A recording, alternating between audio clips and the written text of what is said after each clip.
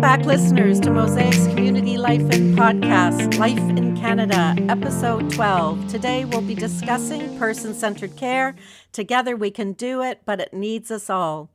Thank you, listeners, for taking the time to listen to our podcast. My name is Jane Teasdale, and I'm one of the co-owners of Mosaic Home Care Services and Community Resource Centre. Today on our podcast, calling in from the UK is Professor Andrew Miles and Professor Sir Jonathan Elliot Asbridge. They are two senior officers and founders of the European Society for Person-Centered Healthcare. They are here to talk about person-centered care in all its many dimensions. By the end of the podcast, you will have been provided with perspectives and explanations on the fundamental aspects of person-centered care and its development. Additionally, you will have gained insight into human endeavor that is person-centered care and the complexity and hard work associated with implementing it. It is, of course, increasingly a buzzword, and rightly so. But we hope today to give you it a fuller context. Welcome, Professor Andrew Miles and Professor Sir Jonathan Asbridge to our podcast today. How are you both doing today? Good, thank you. For a Monday. Jane. It's a pleasure to participate in the podcast.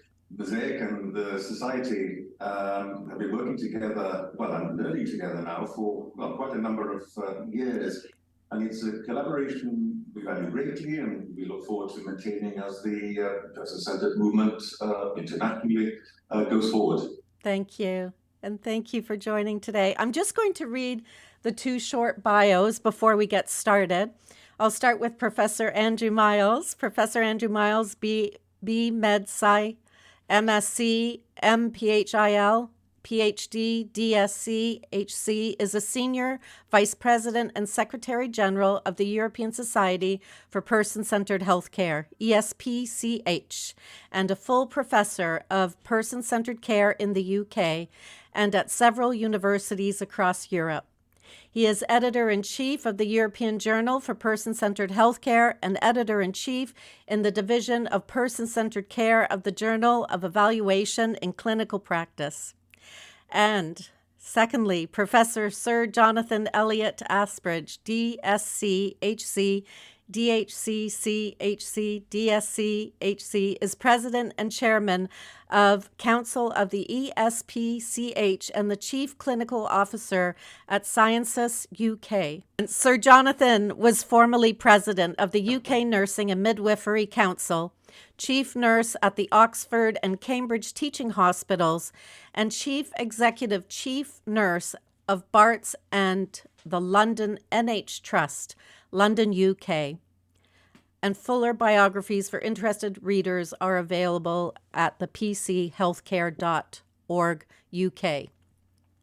And welcome to both, and thank you for coming online today to talk about my favorite subject, PCC, Person-Centered Care.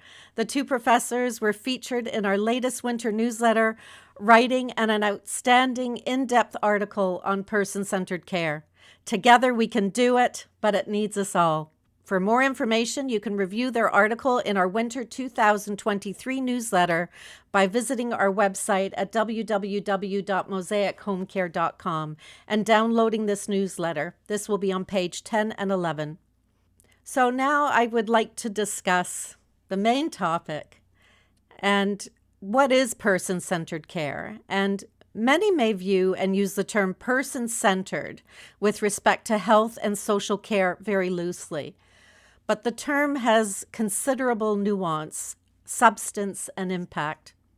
In your article featured in our recent newsletter, Person-Centered Care, Together We Can Do It, but it needs us all, you talk about human endeavor, moral character, and within this, a humanistic framework of care that extends beyond the physical confines of the illness, that engages with and treats a patient as a person. Before we can entertain person-centeredness within health and social care, you talk about the need to understand what medicine and healthcare are all about, especially with respect to the person. So I'm going to pose this question, Andrew. Could you explain the significance of the patient as a person, the human endeavor, and the humanistic framework of person-centeredness? Yes, for sure. I think we begin to understand that the person must always be treated as a person if we first understand, I think, what medicine and healthcare are, as you say, what they are all about. People think of medicine as a science, but it's not. And when I say this, and when other people say this, you get an astonished look. You get a look as if to say this is formal heresy or whatever. But no, medicine is not a science. It's primarily a human endeavor with a moral character which employs science but doesn't equate directly to it. So medicine is then a science using practice. And it's important to understand, and people get lost here, it's important to understand that the science of medicine is not an end in itself, but needs always to be contextualized. And the destination of science and medicine is the person of the patient. This person is a human individual who, having become ill, presents to the professions asking for help. And it's the duty and purpose of medicine and the clinical professions then to respond accordingly. And I think what we've seen over the last 120 years, for sure, is an exponential increase in the scientific and technical basis of medicine and healthcare. But so you've got this great increase in the science and technological base of medicine and healthcare, but you then also got this accompanying decrease in personalization, a depersonalization.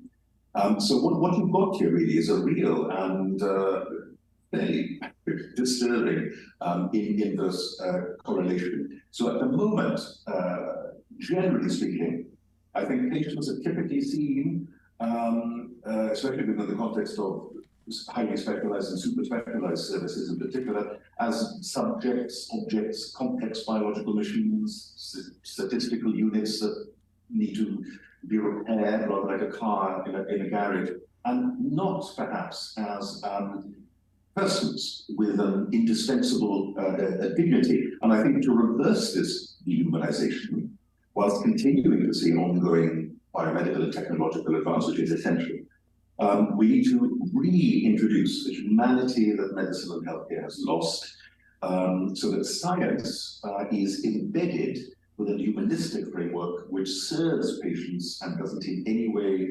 shortchange them. Yes, I think that's a great explanation, which leads into my question for Jonathan. And, definitely it's putting the person at the center of care and, listening and having definitely meaningful conversation, taking it away from more of the medical and focusing on the person.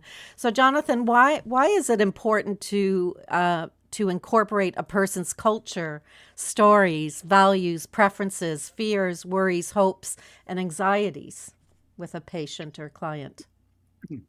Well, first of all, I think one of the things we have to understand is that many of our patients are either being treated or being supported with medical treatments because they have a certain pathology. It could be a whole range of different issues.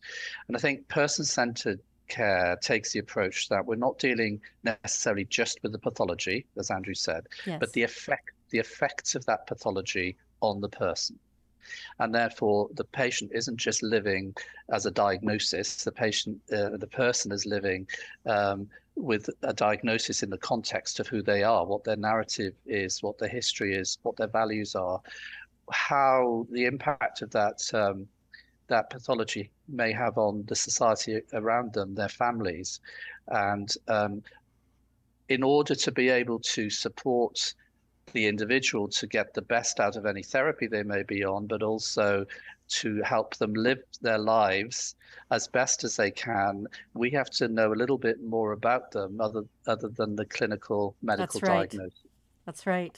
And so when you take that stand and you start then organizing your support around the person rather than around the institution, for example, in which they are maybe receiving their primary therapeutic support, as in medical support, you then begin to see from an operational perspective, and I come from this from an operational perspective, you start to see many advantages of knowing the person who you are supporting, because in that way you probably find that you target resources more effectively, and you also can avoid issues arising or disruption because we haven't worked with that person to take them along the journey. So that's what I would say. Yes. There's a practical application of this. That's right. And definitely that's what we try and implement at Mosaic is, you're doing the medical assessment first.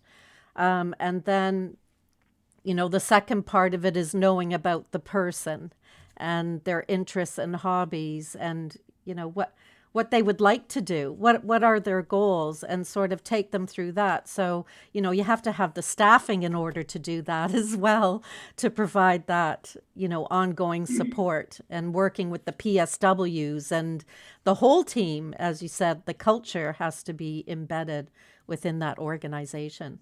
Yeah, I mean, and all I would say, I absolutely concur, with what Sir Jonathan has said. And I mean, person-centered care, it's a new way of thinking and doing. You said at the society, a new way of thinking and doing in clinical practice, and where there are these two questions to pick up on what Sir Jonathan has said. It's not just about describe to us, tell us what is wrong, or we investigate and look at what's wrong on a biological, pathological level. But it's not just tell us what is wrong or let's see what's wrong. It's also saying to the patient or asking the patient, tell us who you are. Yes. So we need to know what's wrong, obviously, because we can't think about putting things right until then. But we need to know the context, who the person is in which all of this dysfunction is taking part. Put those two things together and you've got good care. Separate them out and you have. Right, right. So I just want to ask you a little bit about how you, I guess, first of all, what is the European Society of Person-Centered Healthcare? And Andrew, perhaps you can answer this question. What is the European Society of Person-Centered Healthcare, and what does it do? And what is its developing reach and influence, or I guess your mission statement within that? Well, I mean, first and foremost, it's a learned society. It was founded in late 2013, November 2013, I think, by Sir Jonathan and myself, to look at, to promote the conceptual clarification of person-centered care, because you already alluded to the fact that many definitions, some of them appear confusing and contradictory, and there's so much overlap. So we founded it in November 2013 to bring conceptual clarification, really, and then on the basis of conceptual clarifications and to bring together a wide variety of stakeholders from the so-called ecosystem to begin to develop methods based on those clarifications, which could work towards making person-centered care an operational reality, because conceptual clarification is extremely important, of course, but you can't just leave things there, as perhaps controversially, I'll say, some philosophers feel comfortable in doing. No, you have to move from that to operationalization, and that is these perhaps are the two core functions of the society: conceptual clarification and the development of methods to operationalize things and deliver real change, real person-centered change in practice. And Jonathan, did you want to add to that on, I guess, the collaborative focus or who is welcome to join this group? Well, it's open to a wide range of professional people, and they don't have necessarily to be clinicians. Anybody who's providing a service to people believe that they could use the principles that we espouse within the society is welcome to be part of it. I would also say that, in practice, you always need a conceptual framework against which you can base the model that you want to develop. And this is where I think Andrew's right in that, whereas I think the philosophers, the academics, and the theorists produce good theory very often, what doesn't happen then is people don't use that theory in order to build conceptual framework or practice, which means they can operationalize those concepts. And I think that's something that that's one of the founding principles of the society, is to be able to realize the principles and the theories that colleagues who write about this subject develop for the benefits of people who have to use health services and social care too. Yes, Yes, I mean, what I would just add, to that really is that I suppose if there's a single word to describe the society's membership, it would be sort of interdisciplinarity. As Sir Jonathan said, we have clinicians, we have plenty of people who are not clinicians, like non-clinical academics. We welcome policy analysts, health economists, policy makers, healthcare chaplains, NHS managers, anybody really with either a simple interest in or a profound commitment to restoring humanity in medicine and healthcare, so that we can really inculcate in everybody what I would call a determined ambition to treat patients as persons. And we have, as part of all this, 5 grades of membership, from distinguished fellows who've made a big input and ongoing input to the field. And then we have the rank of fellow, the rank of member, the rank of associate, and the rank of student. And then we have a membership committee, which really just requires a CV to be submitted with a statement of why you're interested in joining the society, simple procedure, and then election takes place from there. But there's strength in numbers, and we're growing fairly rapidly, which is a good sign. I mean, it's a good index of how interested people are, either simply interested or profoundly so. definitely. Well, I know with Mosaic, we've been members for quite a long time, and it's learning, for us to carry out those processes that we've implemented. And you're right, Jonathan. And it's not just about saying, okay, we're doing person-centered care, and maybe there's a couple of sessions of training. No, even now I'm having to go back to our client services, reformat our presentation.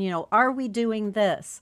Are we following the process for person-centered care that we talk about, that we do every day at Mosaic, that's in our literature, that's on our website? So you're having to, I think, keep on going back and retweaking it as well. I find working with a number of community agencies, everybody's talking about person-centered care, but when you ask them about, well, what is your process? How do you actually do it? They're fumbling. Yeah. They haven't really thought about it or step by step. So it is definitely important. I think if you were to just take the acid test, which is, and let me tell you, I'm sure we all appreciate what you're describing. This is not easy. Okay, sometimes it's like trench warfare. You make a few strides forward and then you make some strides back. But it's what the service users, the patients, the clients, it's what they begin to say, and their narrative starts to change as they engage with services. That's the most important thing. I would say. But the second thing, remember, if we're talking about person-centered care, we're not just talking about the patient or the recipient of services. We're also talking about the providers of services. So the clinical staff, the caring staff, the social workers. What's their experience of being a person-centered practitioner?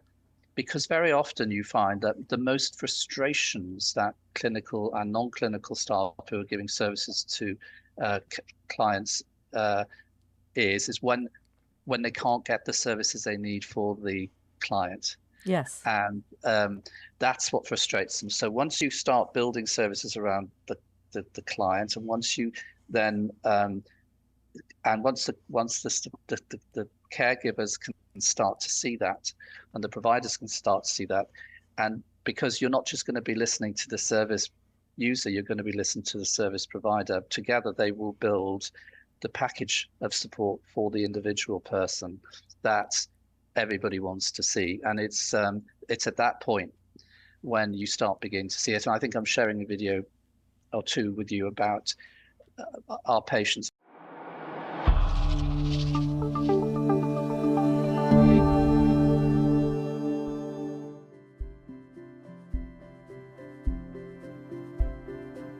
We have built on years and years of experience doing this, over 30 years of treating people in their homes with chemotherapy. We have a very clear philosophy of person-centered care.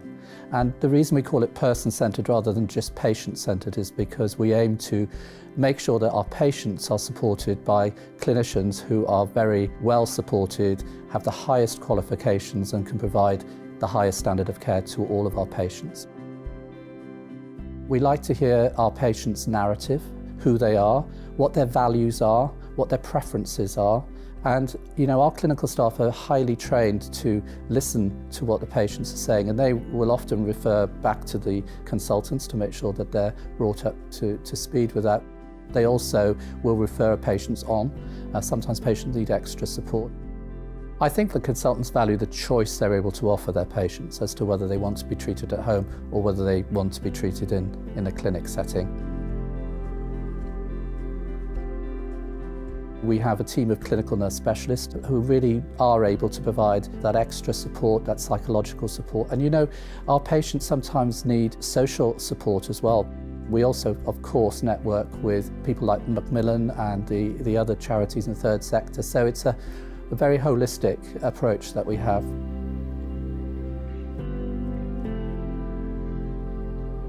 Cancer is a long-term condition now, so patients can be on treatment for a long time. We've got to remember that there's definitely a place for patients to go to the hospital to have their treatment. Maybe when they're offered that choice of being at home, they make that choice and then they realise just how much better it is for them. It gives patients the opportunity as well to kind of normalise the fact they have their treatment, they carry on with their lives. I think the other thing is they don't have to go to the hospital to have their bloods taken and things like that. And they can, even if they choose, have remote consultations with their referring physician as well. We have our own compounding unit, so we're able to compound these new drugs and then participate in phase 2, phase 3 trials that are going on, which again is working with colleagues who are academics, and it means that you can include people in a trial at a vast geographical distance, because rather than the patients having, for example, to travel to Oxford, we just have a local team who go to them at home.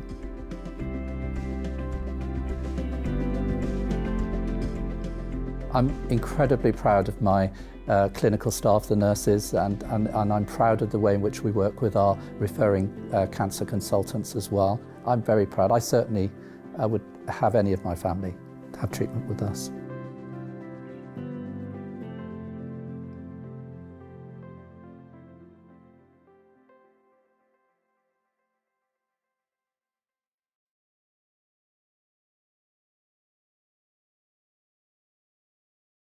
And we've been going at this for 10 years, right? So you've got a lot of experience. Yes. But it's also, it doesn't happen overnight. No, it definitely doesn't. It's complex.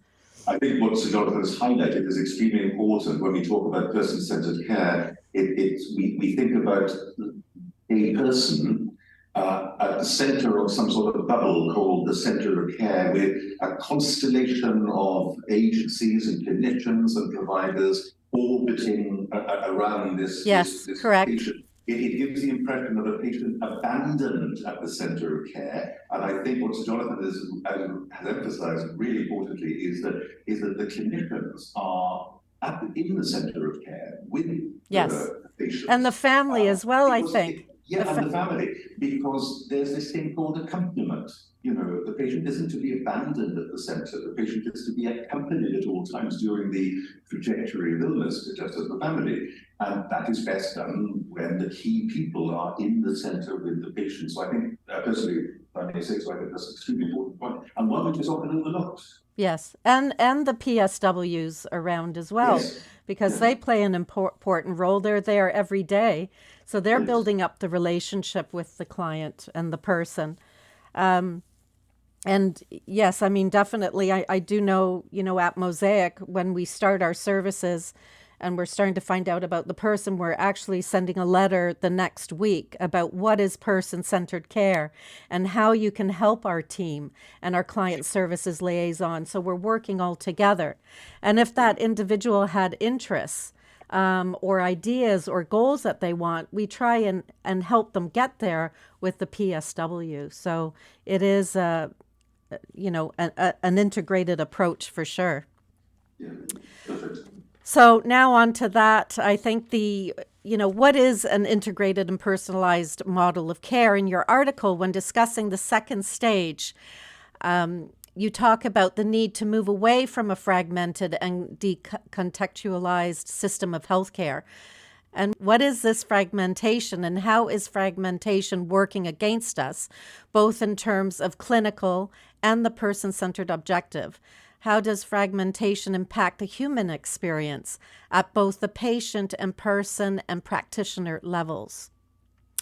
I think what I would sort of jump in and say that just as a sort of a slight preamble before answering that question directly, and is that when we one of the things that led us to found the society and it was to work against fragmentation, was to work against this phenomenon in modern healthcare. So really, when we were founding the society, you know, said, well, what really are we trying to do? And we said, well, we're trying to create a jigsaw. People react very, jigsaw, what do you mean? And so what Jonathan and I saw, I mean, Jonathan and I mean, have been involved with person-centered approaches and humanistic approaches in medicine for a very long time, 30 years or more so.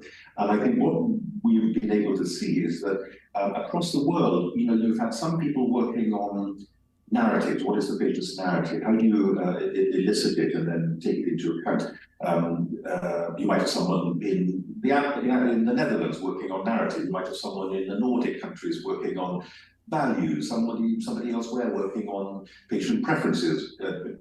Just thinking back to what Sir Jonathan discussed just a little while ago, somebody else working on how can you be culturally sensitive in delivering care.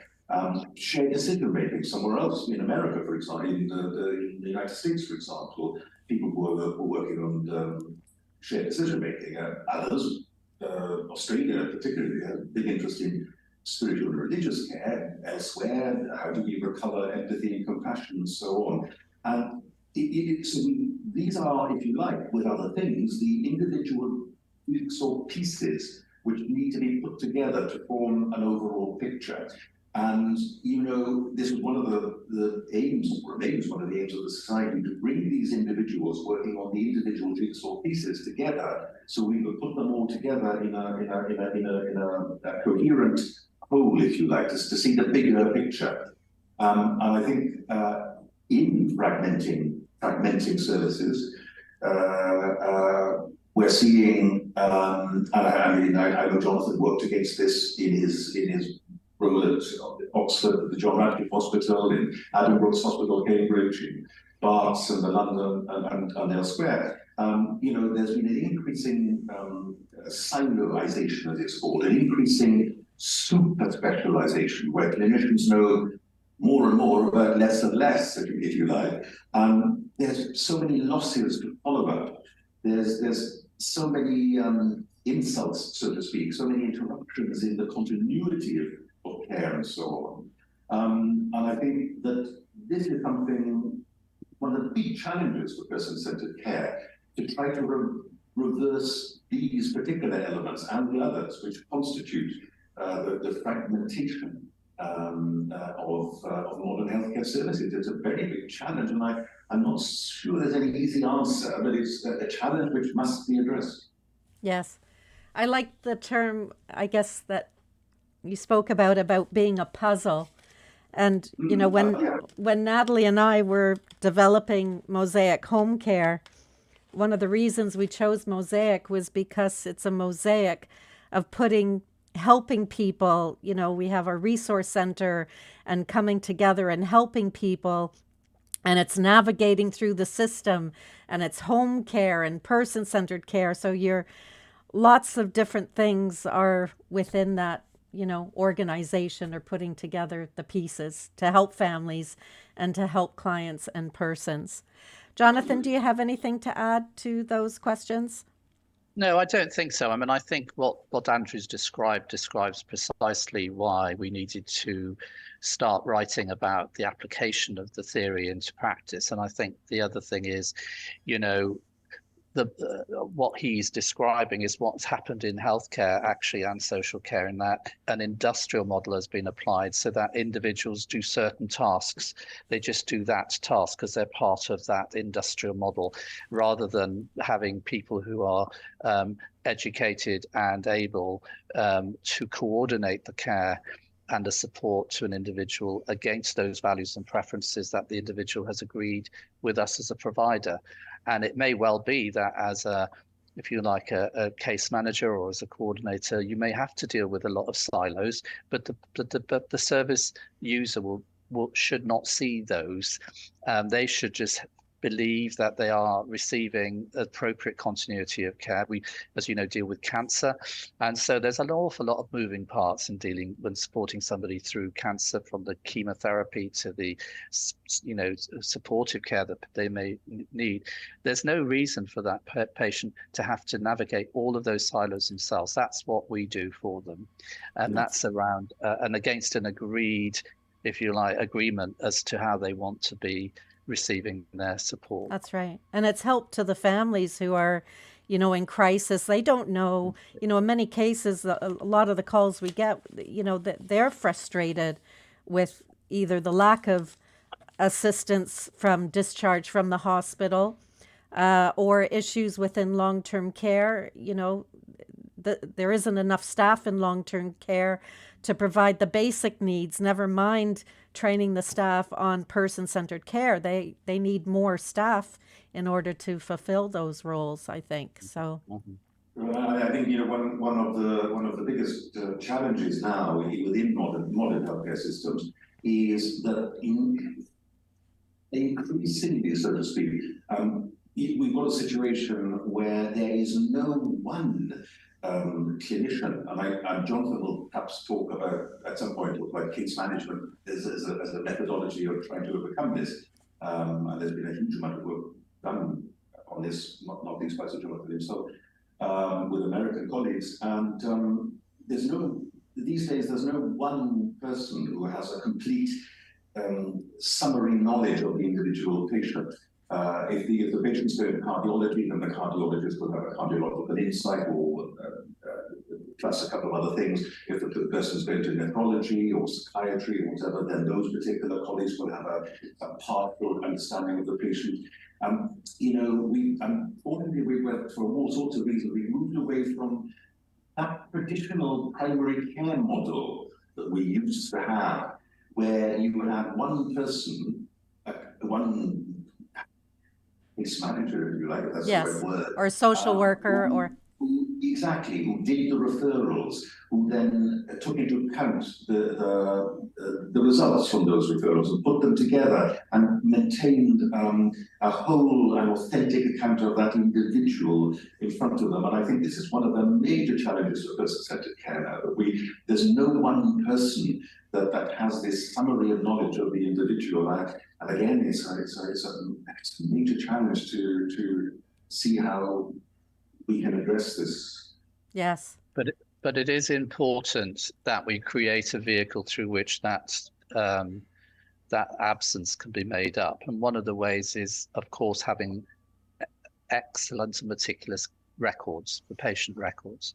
because that's the only way really you're going to be able to deal with the super specialists and the input they make. And that is one of the big challenges that we need to deal with. Of course, it's becoming increasingly easier through a digital world. And I think Yes. that's why with the application of digital technologies to the collection of,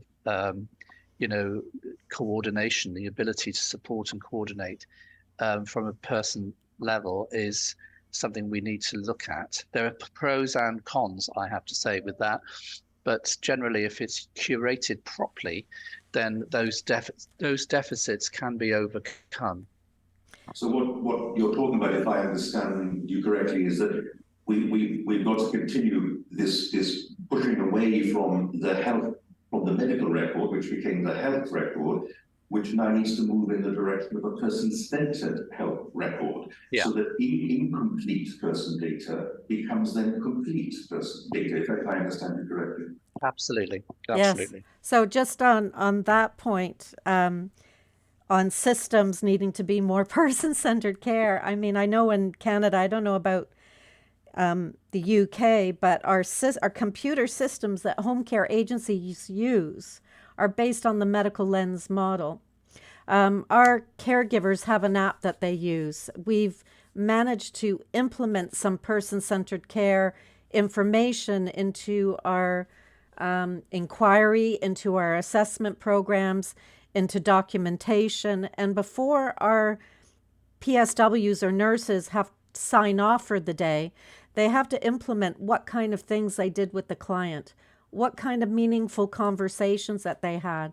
So you really have to spend a lot of time within the processes, and definitely having somebody within your organization. So we have Martha, who's our client services liaison, who works closely with me, but the client services have several meetings, using, I guess, Teams, on constantly discussing about any, issues or, family discussions that need to be brought to the team or so forth. So we're always working together in an integrated model. And I think that's what you have to have. And it's not just discussing about the medical decline of the individual, but what can we do? Do we need to bring in other organizations to work with that? Can that organization, do they have the expertise to deal with that? So it's also the wider organizations and community centers that you need to also connect with as well. So it's quite a bit of work. Yeah, but doesn't this need, the needs you described, underline the need for some sort of case manager role, somebody to act Social, yes. as the coordinator, yes. And the person who's acting as the coordinator is the person who maintains the integrity of a person-centered health record that Sir Jonathan was just talked about. And the social worker. So on our team, we have a social worker and a nurse. So that integrated team. And I'm pretty sure, and Jonathan, I think, from my understanding, works the same way as well. So I just want to get back to some of the other questions. There was a number of questions under this section 4. I think, does the medical and social care community lack the control to make the necessary changes? And then, what extent is person-centered care dependent on policy buy-in, politicians, and economics? And is the subject matter too complex to engage people in at outset? So there's quite a number of questions under that area. Maybe you can choose some of those, Jonathan, that you want to answer. Well, I think in terms of policy buy-in, the politicians need to acknowledge when it comes to policy and politicians, and depending on the country you're in, depends on how politicized the health service is. In the United Kingdom, it's highly politicized. Then one of the biggest things that need to happen is education. That's why through the society we try to engage through masterclasses with senior leaders within the health and social care field.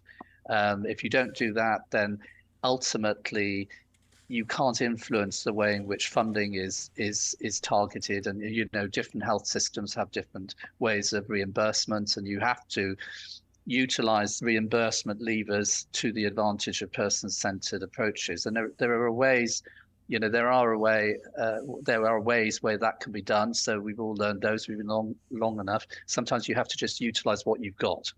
And if you have to write a business case for something, you use the principles of person-centered care. You may not even call it person-centered care. You just want the money, because what you need to do is to be able to operationalize this conceptual framework that you want to support, and you believe, and the service users believe is the best thing. So I think we can do within the constraints of our existing reimbursement with payers a tremendous amount, probably within the existing frameworks.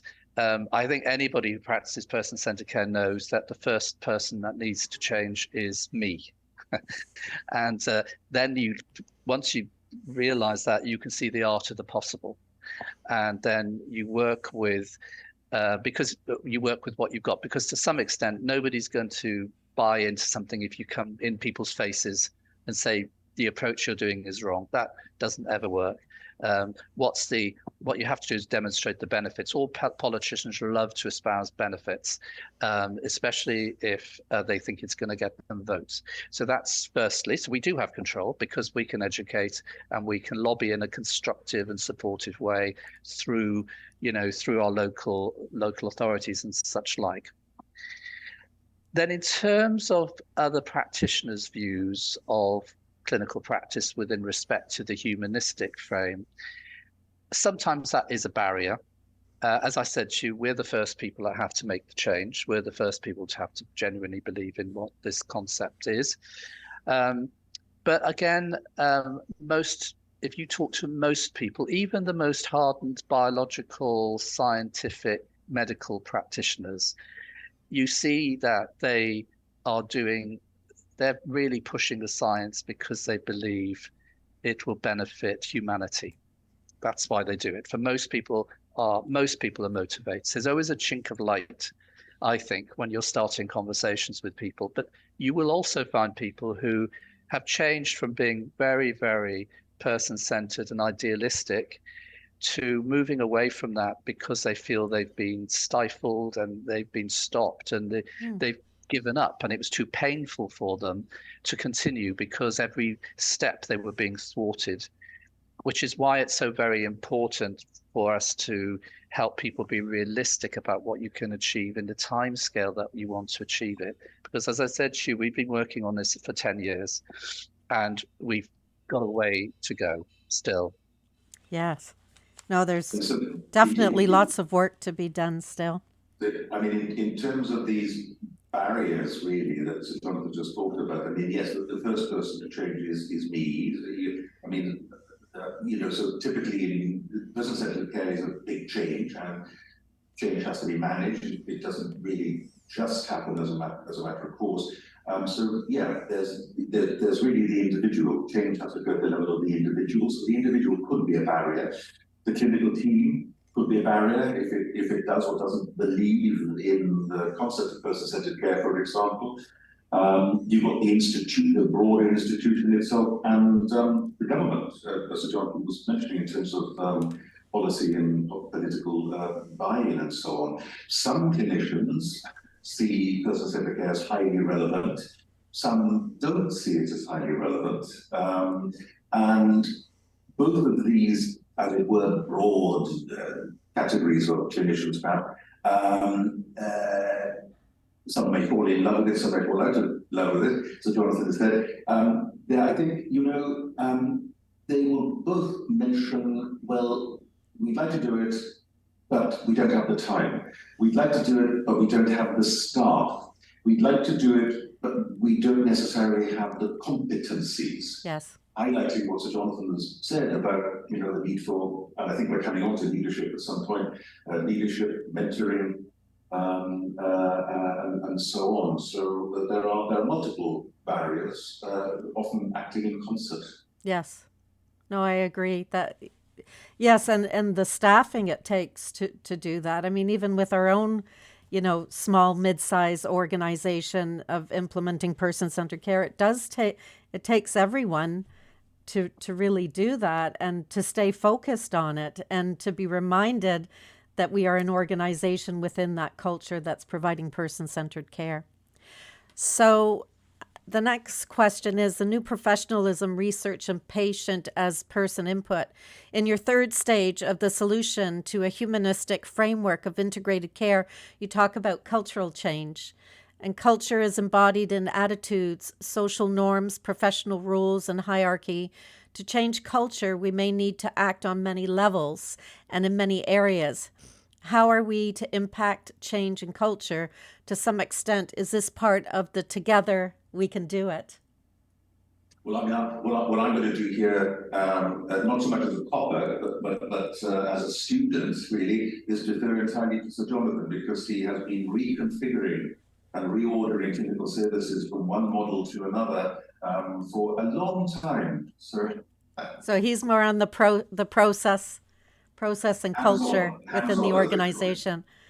Okay, so maybe we'll let you deal with this topic, Jonathan. Well, we have a value, we have a core set of values at Sciences, and one of them is together we win, and another is doing the basics brilliantly. Because if you don't do one, you can't do the other. And as an organization, from a commercial perspective, we want to be, another value is being easy to do business with. So not being complex, not being difficult, and putting the person at the center of our clinical care, putting our customers at the center, and putting the payers at the center, because those three, from a kind of corporate commercial perspective, are, if you don't do that, then you can't implement person-centered care, because you won't get the resources, you won't get the buy-in, and you need to make sure that you have that basic thing sorted out first. So once you've done that, then together we win, which is all of us need to be person-centered. And in our work, where we have 230,000 patients, the majority of whom we supply high-cost, very important drugs to help them live their lives properly. Others, we provide direct clinical services. But all of our patients, even if we're literally delivering a medicine to their door every 6 weeks, we have to make sure that they are treated like the individuals they are, whether they call in to book their delivery or whether they're receiving systemic anti-cancer therapy in their own homes, whether they're children and young people receiving enzyme replacement therapy for rare diseases. All of those individuals have a role and have a voice who we need to listen to. Which is why then we have to have ways of listening to people who only have one delivery every 6 weeks, right the way through to those we may spend 7 hours giving chemotherapy to in their own homes because that's what they need. All of those are individuals. So that then takes us to the values of the organization flowing through the organization, so that if you're a person who works in the warehouse and you're picking a drug off the shelf to put through the dispensary, you're thinking this is the medicine for a person with rheumatoid arthritis who before they had this medicine they couldn't walk and now they can. And actually that patient may be worried about the fact the medicine may be late arriving and therefore they may run out of their drugs, and that will worry them. So my job is to stop them worrying by giving them the drug on time, and my role in that is taking the medicine and putting it through the process it needs to go through. And we run for all of our staff, whether they're drivers, whether they're people who work in the warehouse, we run empathy courses for those people to understand the positive contribution they are making to that person.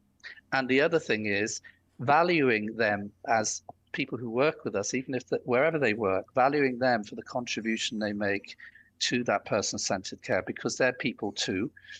And they may be doing that, but they may have come into work knowing they've got an ill child at home, knowing they've got a loved one who's they're worried about, knowing they've got issues to do with finances, particularly at this moment in time with inflation. So you've got to work both ways, and it isn't just those directly providing care to or support services directly to patients that matter. It's all of those who within that mosaic build up that whole person-centered service delivery model. Yes. And that's what we believe, and that's why it takes a long time.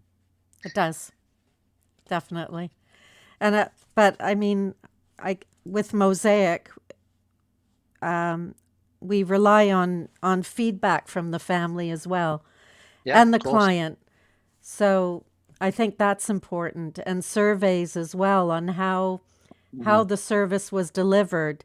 Did that organization implement person-centered care?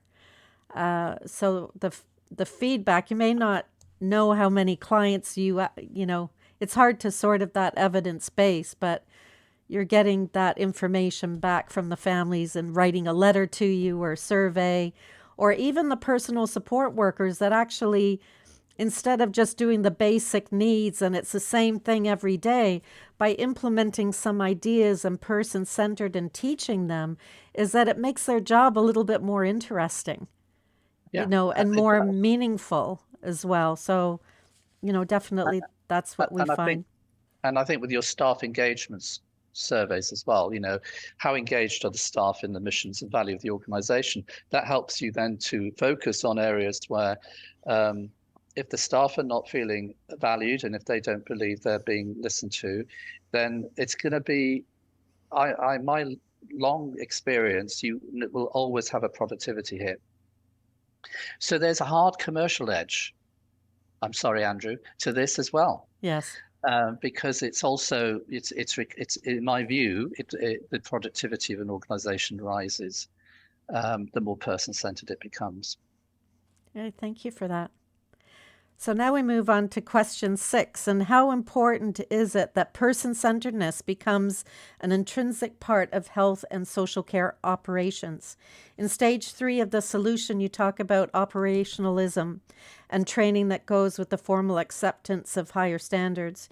You also address the new professionalism, a higher standard of care informed by a humanistic framework and well-developed and carefully implemented person-centered processes and protocols. Andrew Miles, can you, this is a question for you, how willing are practitioners to embrace person-centered care methodologies, and how adaptive and innovative are they with respect to their own areas of work and specialism? Yeah, sure. I mean, I think I think we've already answered this question in part. And I think that Scott has addressed it certainly very much more than in part. And I think that what we have is, again, as I mentioned earlier, perhaps two broad categorizations. Those clinicians who really believe in person-centered care and really use their hearts as well as their heads, so to speak. And then another type of clinician that is more cerebral, perhaps more techno-scientific than perhaps naturally empathetic and compassionate and so on. People differ. They differ on account of personality. They differ on account of the training and mentors they've had and so on. And certainly, I've seen. I think Sir Jonathan has also picked this up. They talk about chinks of light and so on with some clinicians, that the majority recognize that science has to be delivered within a humanistic framework and aim to do so. They recognize that staffing is an issue, as we said. They recognize that education training, and the generation of competencies are big issues, and so on. And resources and so on, and pressure from NHS managers who are perhaps, as a rule, preferentially concerned with service efficiency and pushing as many patients through the system, where perhaps clinical quality and major indices of clinical quality, such as person-centered care, are quite given the same degree of priority, despite protestations to the contrary. When we talked about the new professionalism, I mean, this is perhaps something that I woke up one morning after probably having had a dream or something, and I thought, right, yes, it is. What do we mean by the new professionalism? Well, basically, there's a in theory, at least here, and I think also in practice, and it has implications for leadership, it has implications for education and training. Things that Sir Jonathan and I will be discussing at a major meeting at one of the new medical schools in the UK on Wednesday of this week, is a basic juxtaposition between the current norm, which is, in a sense, where clinicians are trying their best within the resource constraints that Sir Jonathan has already described. But what we're seeing then is that it's translating into a sort of a basic level of care which is basically techno-scientifically based and which is legally acceptable. It reaches a legal standard. It reaches a regulator-demanded and approved standard, but doesn't necessarily go higher than that. And my contention was that this is the norm we have now, and that we need to raise the bar to an altogether higher level of care. So we have this, if you like, this lower common denominator of legally acceptable, regulator accepted and acceptable, techno-scientific, mainly based care, and we need to move to a person-centered model that is the higher numerator rather than the lower denominator, as it were. And I mean, I'd like to be rather controversial, and I'm very mindful about what Sir Jonathan has said, that you don't get much done if you tell people that they're wrong to their face. But I remember, I think it was Sir Jonathan, in fact, one of his mentors from years past, who said, well, basic care, yeah, fine, but basic care is second rate, and second rate is fine for second raters. We need first rate care. That's for first rate carers. And I think that those who want to move from basic care, so second rate care, basic care, to this higher level of care provision, this higher level of practice, are those who have a high professionalism. They have an aspiration to excellence. And surely this aspiration to excellence is one of them, is a hallmark, a cardinal hallmark of an authentic professionalism. I can see how controversial this juxtaposition is, and so on. There's sometimes a use to being polemical and to throwing some red meat out there. But I'm also mindful of what Sir Jonathan has said, that that if one does believe this, it has to be said very tentatively, and so on. And that's part of leadership, transformation leadership, servant leadership. Yes. Yeah, okay. That's good. Good, okay. Thank you. So Sorry, we can bye-bye. sign off. Bye. Okay. Bye. Thank you, listeners, for joining us today on this very important topic, person-centered care, with our two guests all the way from the UK, Professor Andrew Miles and Professor Sir Jonathan Elliot Asbridge. We will continue the second part of the podcast in June 2023, so stay tuned, and thank you for joining. Jane Teasdale, signing off.